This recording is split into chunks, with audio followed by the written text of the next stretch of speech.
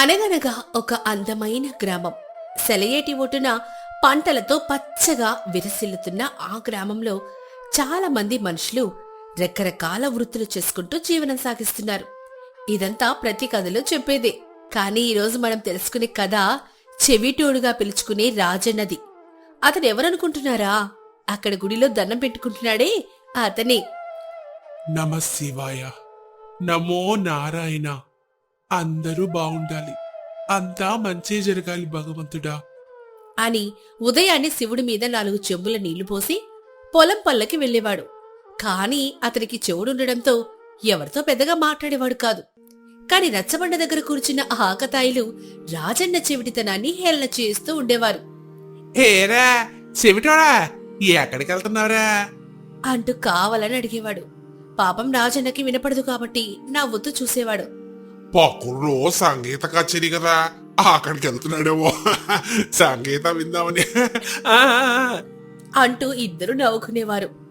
అదేమీ అర్థం కాని రాజన్న, ఆ బాగున్నానండి, మీరు బాగున్నారా? పొలానికి ఆలస్యం అవుతుందండి, వెళ్ళొస్తా అంటూ చిరునవ్వుతో నమస్కారం చేసి వెళ్లిపోయాడు. అది చూసి ఆ ఆకతాయిలు ఇంకా పగలబడి నవ్వుకునేవారు. అలా పని చేసుకుని కొంచెం కొంచెం డబ్బు సంపాదించేవాడు. ఆ వచ్చిన డబ్బుని తన అవసరానికి కొంచెం, తర్వాత వ్యవసాయానికి కొంచెం దాచుకునేవాడు. రాజన్న ఇదిగో బామ్మ, ఈ ధాన్యం తీసుకుని వండుకో అంటూ కొంతమందికి దానమిచ్చేసేవాడు. ఇలాంటి సమయంలో ఒకరోజు జమీందార్ రాఘవ వర్మ ఊర్లో రచ్చబండ నిర్వహించారు. ఊరి పెద్ద కావడంతో ప్రజలందరితో పాటు రాజన్న కూడా వచ్చాడు. ఈ ఏడు మన ఊరి కాలువకి నీళ్లు వదిలేట్లేరు, వర్షాలు కూడా పడవని అధికారులు చెప్తున్నారు అని ఒక ఊరి పెద్దగా విషయాన్ని ముందే చెప్పాడు. ఆ విషయం తెలిసిన వెంటనే అందరూ ఆశ్చర్యపోయారు. ఇప్పుడు ఎలా అయ్యా? వ్యవసాయం చేయకపోతే ఎలా? మన పొట్ట ఎలా గడుస్తుంది అంటూ మనసులో చాలా బాధ పెట్టుకుని మాట్లాడాడు. ఈ సంవత్సరం మొత్తం సేద్యం చేయకుండా ఉండాలా? అది ఎలా సాధ్యం అని ప్రశ్నల మీద ప్రశ్నలు కురిపించారు. రాఘవ వర్మ ఇలా చెప్పాడు. చూడండి, నీళ్లు తక్కువగా అవసరమయ్యే మెట్ట పంటలే వేయండి, ఉన్న నీటితో పండించుకోవచ్చు. అంతేకాదు, ఈ మధ్య ధర కూడా బాగా పలుకుతోంది అని వాళ్లకు కూడా సూచన చెప్పాడు. దాంతో వాళ్ళందరికీ ఒక రకమైన సంతోషం కలిగింది. అక్కడ నిలబడి వింటున్న రాజన్నకి ఇవేమీ అర్థం కాలేదు. మరక్కడి నుంచి వెళ్ళిపోయాడు. ఆ తర్వాత రోజు ఆకాశం పరిస్థితిని, ప్రకృతిని చూసి, ఈ సంవత్సరం బాగానే వర్షం పడేటట్టుంది, బంతిపూల తోట సాగు చేద్దాం అనుకుని బంతినారు నాటాడు. అందరు అతన్ని చూసి, హే సెవటోడికి పిచ్చి పట్టిందా అని అనుకునేవారు. అరే చెవిటోడా, బంతిపూలేం చేసుకుంటారా? దండలు అనుకుని నీకు నువ్వే వేసుకుంటావా అంటూ రోజు రచ్చబండ దగ్గర చెప్పేవాడు. సంతోషం అండి, మీరు కూడా భోంచేశారా అంటూ సమాధానం చెప్పి వెళ్లేవాడు. ఆకతాయిలు బాగా నవ్వేవారు. ఒకరోజు అతను సేద్యం చేసుకుంటూ ఉండగా అక్కడికి ఊరి పెద్ద వచ్చాడు. ఏరా రాజన్న అంటూ కళ్ల ముందుకు వెళ్లి నిలబడ్డాడు. అయ్యా, నమస్కారం అయ్యా. చెప్పింది అర్థం కాలేదా? ఈ ఏడు మనకి కాలువ నీళ్లు రావురా. ఆ మీ దయవల్ల నేను బాగానే ఉన్నానయ్యా అంటూ వినపడక ఏదో సమాధానం చెప్పాడు. అది కాదురా, నేను చెప్పేది అర్థం కావట్లేదా? నీళ్లు సరిగా రావు, మినువులు నువ్వులు లాంటివి ఏమైనా వేయచ్చు కదా అంటూ చాలా మేలు కోరుతూ చెప్పాడు. అదంతా విన్న తర్వాత, అదే అయ్యా, మీ పాలన చాలా బాగుందయ్యా అంటూ తనకు అర్థమైపోయింది చెప్పాడు.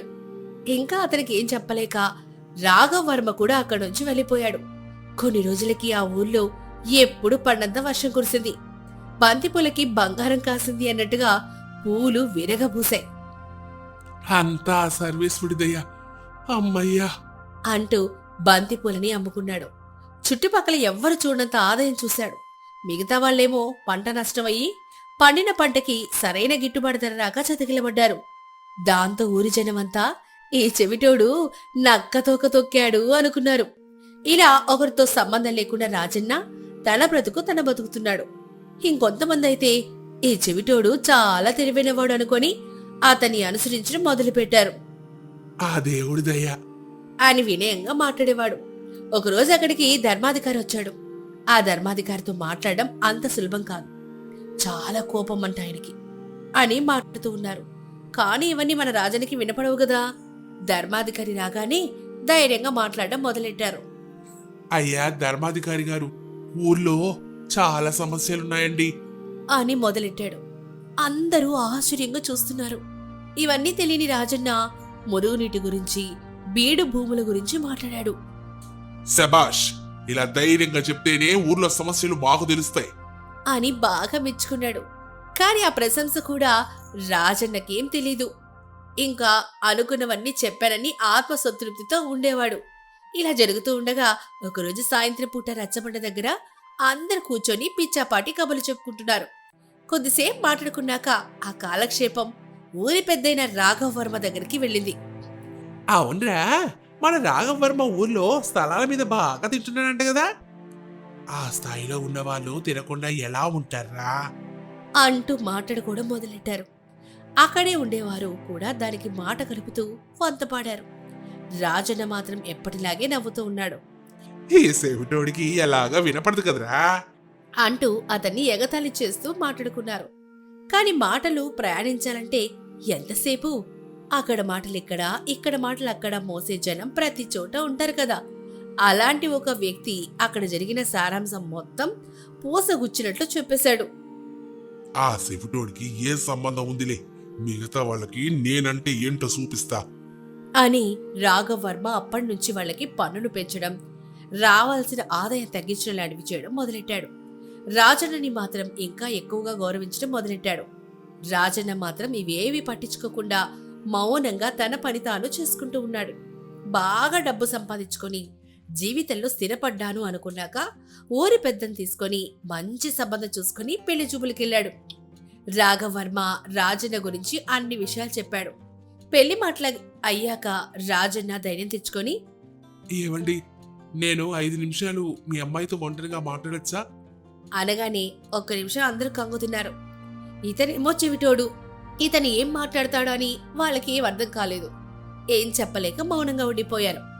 రే, అది కాదురా అని ఏదో చెప్పబోతూ ఉండగా రాఘవయ్య, ఆ పెళ్లి కూతురు నాకు సమ్మతమే అని చెప్పి పెరట్లోకెళ్ళింది. రాజన్న కూడా వెనకాలే వెళ్ళాడు. చెప్పండి, ఏం మాట్లాడాలి అంటూ చాలా సౌమ్యంగా అడిగింది. నాకు చెవుడని తెలిసినా కూడా పెళ్లి కొప్పుకున్నందుకు ధన్యవాదాలండి. కానీ నాకు నిజంగా చెవుడు లేదండి అంటూ పెద్ద పిడుగులాంటి వార్త చెప్పాడు. ఆ అమ్మాయికి ఎలా స్పందించాలో అర్థం కాలేదు. మళ్ళీ రాజన్న చెప్పడం కొనసాగించాడు. చిన్నప్పుడే అమ్మా నాన్న చనిపోయాక నేను బ్రతకలేను అని అందరూ మాట్లాడడం మొదలెట్టారు. బతికి చూపించాను.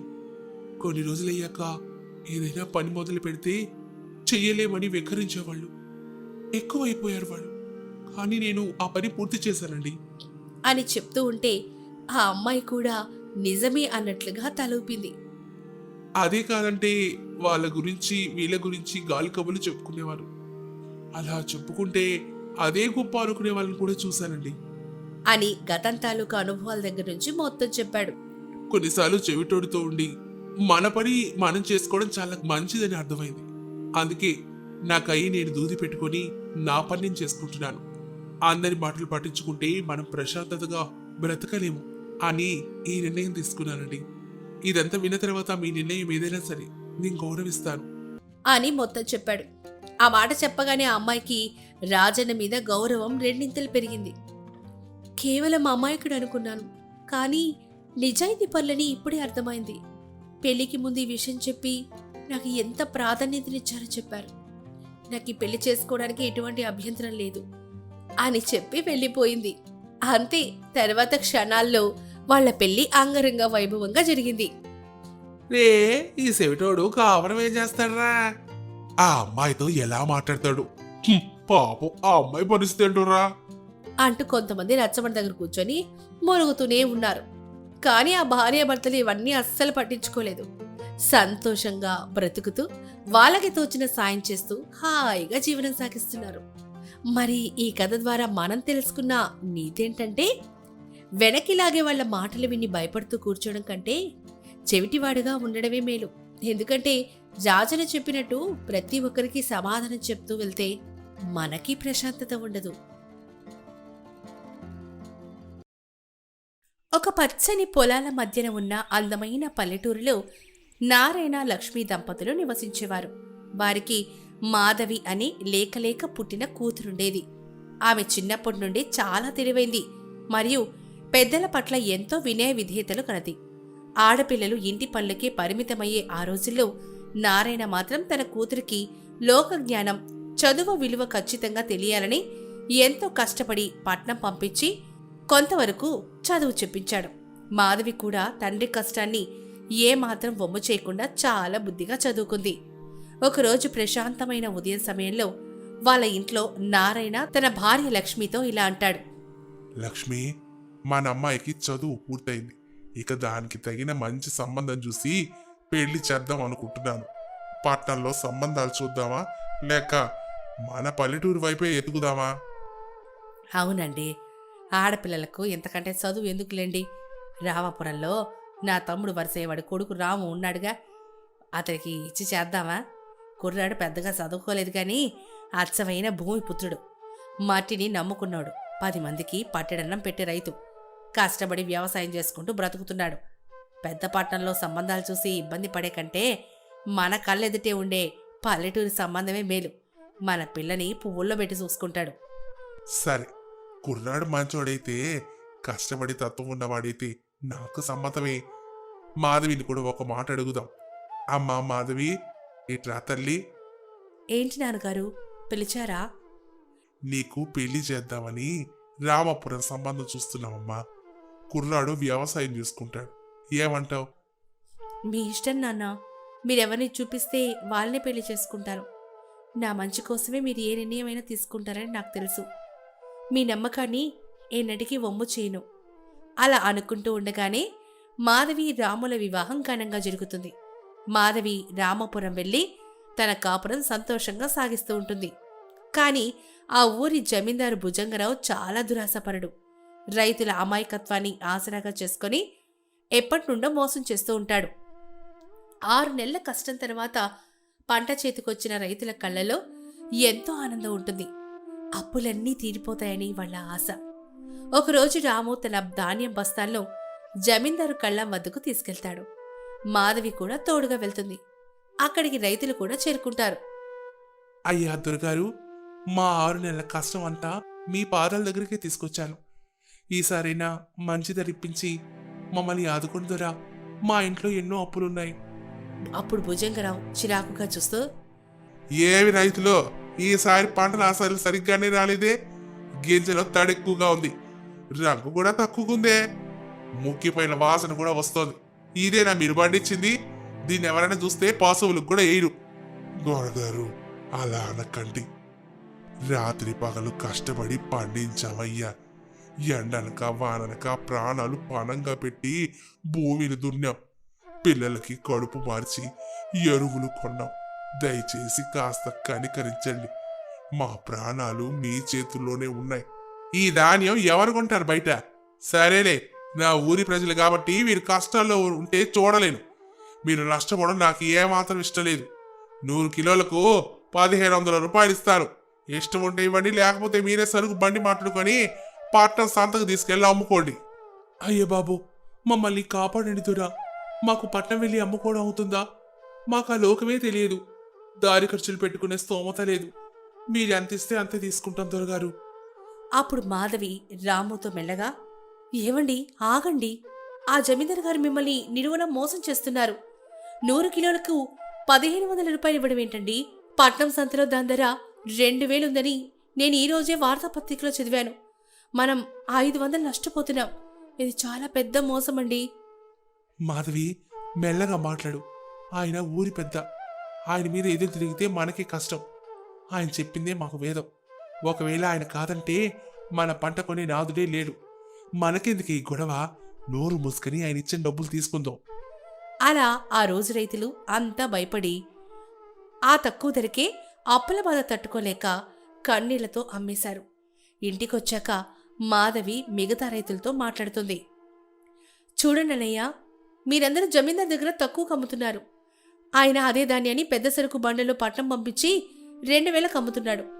ఒక్కొక్క 100 కిలోలకి 500 ఆయన జోబులో వేసుకుంటున్నాడు. ఇలా భయపడి మీరు ఇన్ని రోజులు ఆయనకు బానిసలుగా బ్రతుకుతున్నారు. రక్తాన్ని చెమటగా మార్చేది మీరు, కానీ ఆ చెమటతో మేడలు కట్టుకున్నది ఆయన. ఈ ఘోరమైన అన్యాయం మీకు అర్థం కావడం లేదా? అమ్మా, నువ్వు పట్టణంలో చదువుకున్నావు, నీకు అన్నీ తెలుస్తాయి. కానీ మేము పామరులం. మాకు తెలిసింది భూమిని నమ్ముకోవడం మాత్రమే. మాకు ఈ లెక్కలు రావు. పట్నం పోకడా తెలీదు. ఆయన్ని ఎదిరించలేం. ఒకవేళ ఆయన కాకపోతే మాకింకెవరు దిక్కు? మేమంతే అమ్ముకుంటాంలే తల్లి. ఇలా కొన్ని నెలలు గడిచాయి. మరలా పంటకాలం వచ్చేసింది. ఈసారి భుజంగరావు ఇంకా దారుణంగా 100 కిలోలకి 1400కి కొంటానని తీర్మానించాడు. ఇక మాధవి సహించలేక ఊరి రెచ్చబండ దగ్గర రైతుల్ని సమావేశపరిచింది. అక్కడికి అహంకారంతో జమీందారు కూడా తన పని వాళ్ళతో వస్తాడు. నా తండ్రి లాంటి రైతు సోదరులారా, మీరు రాత్రి పగలు అనక ఎండలో వానలో ముద్దయి మట్టిని బంగారంలా మార్చి పంట పండిస్తున్నారు. కాని మీ కష్టం అంతా ఎవరి పాలవుతోంది? మీరు కట్టే బట్టలు చిరిగిపోతున్నాయి. అంతేగాని ఈ దొరగారి పట్టుబట్టలు మాత్రం దినదినం మెరుస్తూనే ఉన్నాయి. మీరు ఎందుకు ఇంకా అప్పుల్లో మునిగిపోతున్నారు? తరం మారినా మీ తలరాత్రి ఎందుకు మారడం లేదు? ఒక్కసారి గుండె మీద చెయ్యేసుకుని ఆలోచించండి. భుజంగరావు కోపంగా విరుచుకుపడుతూ, ఎవరివే నువ్వు? ఆడపిల్ల, పోయి ఇంటి పనులు చూసుకో. పొయ్యి దగ్గర ఉండాల్సిన దానికి ఇక్కడ రచ్చబండ మీద మీకేం పని? నీకు ఈ ఊరి వ్యాపారాలు వ్యవసాయం గురించి ఏం తెలుసు? నువ్వు వచ్చి మాకు నీతులు చెప్తున్నావా? నోరు మూసుకోపోతే ఊర్లోంచి గంటేస్తాను. మాధవి మాత్రం ఏమాత్రం భయపడకుండా ధైర్యంగా, నేను ఆడపిల్లని, కాని కొంచెం చదువుకున్న ఆడపిల్లని దొరగారు. నా కన్యాయిని ప్రశ్నించడం తెలుసు, లెక్కలు కూడా తెలుసు. నా తోటి రైతులు మీ చేతిలో మోసపోతుంటే చూస్తూ ఊరుకునేంతటి పిరికిదానేం కాదు. అలా అని మాధవి వెంటనే రైతులందరికీ కళ్లకు కట్టినట్లు అర్థమయ్యేలా లెక్కలు చెప్పడం మొదలెట్టింది. చూడండి అన్నలారా, 1 ఎకరంలో పంట పండించడానికి మీకు విత్తనాలు, ఎరువులు, కూలి పనులకు కలిపి సుమారు 1200 ఖర్చు అవుతుంది. అందులో మీ రెక్కల కష్టం లెక్కలకే రాదు. మీరెంత కష్టపడి పండించినా జమీందారు గారు మీకిస్తుందెంత? కేవలం 1500. అంటే మీకు మిగిలేది 100 కిలోల మీద కేవలం 300 మాత్రమే. 6 నెలలు మీ నిరంతర కష్టానికి దక్కేది కేవలం 300. సుబ్బయ్య కళ్ళు తెరుచుకొని, అవునమ్మా, నువ్వు చెప్పే లెక్కలు మాకు ఇప్పుడే బుర్రకెక్కుతున్నాయి. కానీ ఈ జమీందారు గారు మీ దగ్గర ధాన్యం తీసుకొని పట్టణంలో ఎంత కమ్ముతున్నాడో మీకు తెలుసా? 2000కు. ఆయన ఒక్క పూట బురదలా కాలు పెట్టకుండా, చెమట చుక్క కింద పడకుండా మీ దగ్గర తక్కువకే కొని ఎక్కువ కమ్మి 100 కిలోల మీద 500 సంపాదిస్తున్నాడు. మీకు రెక్కలు రావని, వ్యాపారం తెలియదని మిమ్మల్ని నిలువున మోసం చేస్తున్నాడు. మీ అజ్ఞానమే ఆయనకు పెట్టుబడి. మీ పిల్లల నోటికాడి కూడు లాక్కుంటున్నాడు. రాము ఆగ్రహంతో ఊగిపోతూ, ఏంటి, బస్తా మీద 500 ఈయన ఊరికే తీసుకుంటున్నాడా? ఇన్ని రోజులు మమ్మల్ని పిచ్చివాళ్ళని చేసావాదురా? నీకు దండం పెట్టి మా నెత్తి మీద మేమే మట్టి పోసుకున్నాం. మా చెమటతో నువ్వు బలిసావు. ఇక సహించేది లేదు. భుజంగరావు భయపడుతూ గట్టిగా అరుస్తూ, ఇదంతా పచ్చబద్ధం. ఏ పిల్ల మిమ్మల్ని నా మీదకి రెచ్చగొడుతోంది. మీరు నా దగ్గర అమ్మకపోతే మీ పంట ఎవరు కొంటారు? నేను కాదంటే పట్టణం వ్యాపారులు మీ మొహాలు కూడా చూడరు. అక్కడే పొలాల్లో మీ ధాన్యం కూలిపోవాల్సిందే. ఎవరు కొనరా? దొరగారు, మా సత్తా ఏంటో మీరే చూడండి. అన్నలారా, మనందరం కలిసి ఒకటే పెద్ద సరుకు బండి అద్దెకు తీసుకుందాం. మన ఊరి ధాన్యమంతా అందులో వేసి మనమే సొంతంగా పట్టణంకి సంతకు తీసుకెళ్దాం. దళాలు లేకుండా అక్కడ వ్యాపారులతో ధర గురించి నేనే స్వయంగా మాట్లాడతాను. మీకు రావాల్సిన 2000 ప్రతి బస్తాకు వచ్చేలా నేను పూచి పడతాను. దొరగారి కబంధ హస్తాల నుంచి బయటకు రండి. ధైర్యంగా ముందుకు రండి. సుబ్బయ్య పిడికిని బిగించి, సరే తల్లి, నువ్వు ఎలా చెప్తే అలాగే చేస్తావు. ఇక ఈ మోసగాడి దగ్గర ఒక్క గింజ కూడా అమ్మం. అందరం కలిసి కట్టుగా వెళ్తాం. ఈ రోజుతో ఈ దొరగారి ఆటలు కట్టిద్దాం. అలా అనుకుంటూ రైతులందరూ కలిసి వాళ్ళ పంటను జమీందారికి ఇవ్వకుండా సరుకును బండ్లలో పట్టి తీసుకెళ్తారు. మాధవి వాళ్లతో పాటు వెళ్లి సంతలో వ్యాపారులతో తెలివిగా మాట్లాడి ధరను నిశ్చయించింది. మధ్యవర్తులు లేకపోవడంతో ప్రతి రైతుకి 100 కిలోలకి 2000 చేతికొచ్చాయి. వాళ్ళ అప్పులన్నీ తీరిపోయాయి. ఎన్నడూ లేని విధంగా వాళ్ళ ఇళ్లలో పండగ వాతావరణం నెలకొంది. భుజంగరావు గిడ్డంగి ఒక్క గింజ కూడా లేకుండా ఖాళీగా మిగిలిపోయింది. ఆయన అహంకారం మట్టిలో కలిసిపోయింది. ఆ తర్వాత రైతులంతా ఆనందంగా పూలదండలతో మాధవి ఇంటికొచ్చారు. అప్పుడు సుబ్బయ్య చేతులు జోడించి, తల్లి, నువ్వు మా ఇంటికొచ్చిన సాక్షాత్తు దేవతవు. నువ్వు లేకపోతే మమ్మల్ని ఆ జమీందారు ఇంకా ఎన్నేళ్లు మోసం చేసేవాడు. నీ వల్ల ఈరోజు మేము సంతోషంగా ఉన్నాం.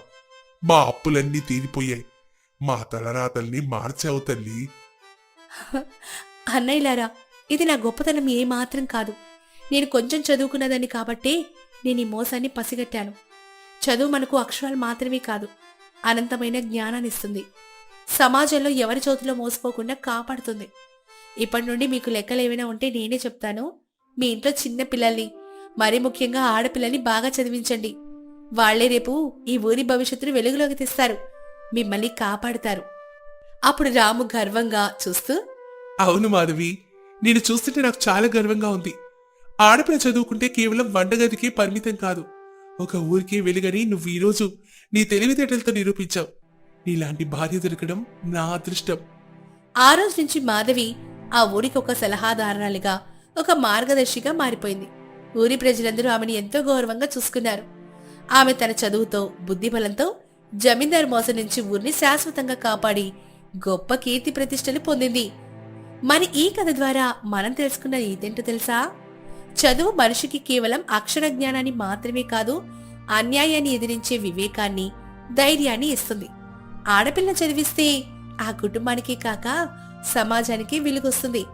అలాగే ప్రజలందరూ సమిష్టిగా ఏకమైతే ఎంత మోసగాడినైనా, స్వార్థపరుణ్ణైనా సులభంగా ఓడించవచ్చు.